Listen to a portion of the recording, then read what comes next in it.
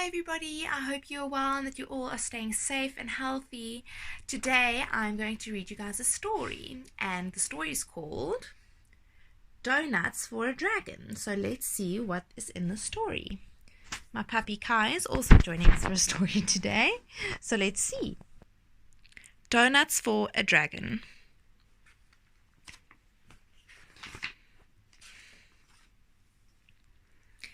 A boy called George had a brilliant idea to be like the heroes of old. He would go off and search for a dragon to prove he was fearless and bold. So George built a time machine and packed his bag with some snacks that a hero might eat. There were cakes, pies, and buns, and a bottle of fizz, and doughnuts, the ultimate treat. Then George climbed aboard and he twisted a dial, so it pointed to long, long ago. With a whoosh he was off, shooting backwards through time, till his time machine started to slow.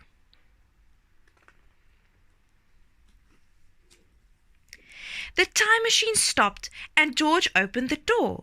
Was his journey through time a success? He saw something lurking behind a large bush. Then... "Boo!" said a cheeky princess. "I'm seeking a dragon," gasped George in surprise. "Take this map then," she said. "But beware, there are horrible monsters who lurk around here, and they'll eat you if you don't take care." George gave her a cake to say thanks for the map, and away on his scooter he flew. The princess looked lonely, then said to herself, "Well then, I'll have an adventure too." George hadn't gone far when he heard a strange noise. In the shadows he saw something sitting. Click, clack, was a horrible dragon sharpening its claws. No, a witch was just doing her knitting. "Come here," said the witch, with a sinister grin. "I feel peckish and you look just right." "Have this fruit pie instead," offered George with a gulp, "'cause I'm seeking a dragon to fight."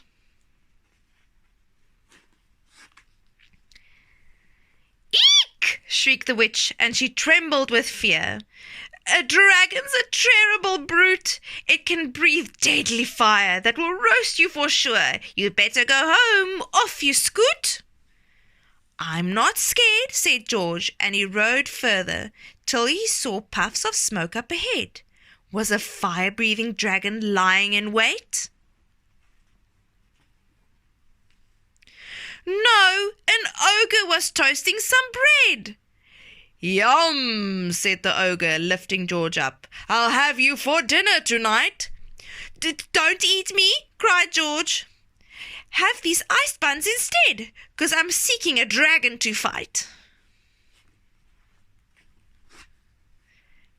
"Eep!" yelled the ogre in horror and fear. "A dragon is scary and wild. It has many sharp claws and such jaggedy teeth. You should run away home, crazy child." The ogre ran off with a terrible howl, and George carried on up the track. He was starting to think he had made a mistake. But was it too late to turn back?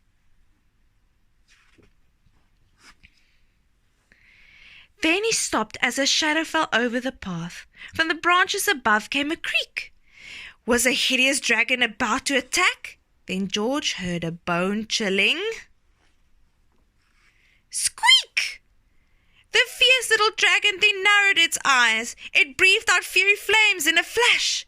George reached into his bag for his bottle of fizz, and he put out the fire with a splash. Then George pulled out a doughnut and threw it up high. The dragon looked up and it froze. It leaped off the ground and then squeaked in surprise as the doughnut fell.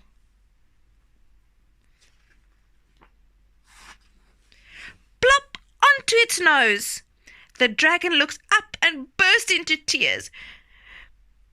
"Please stop laughing," it managed to say. "I'm ever so lonely and never make friends. No one sees that I just want to play." Then all of a sudden the princess leaped out. "You poor little dragon," she said. "I want someone to play with. Will you be my pet?" Delighted, it nodded its head. They feasted on doughnuts until the sun set, and the dragon breathed flames hot and bright. Then George and the princess did daredevil stunts, and the new friends played all through the night. Thank you for joining our story, guys. I know Kai also liked it. He's fast asleep. Thank you.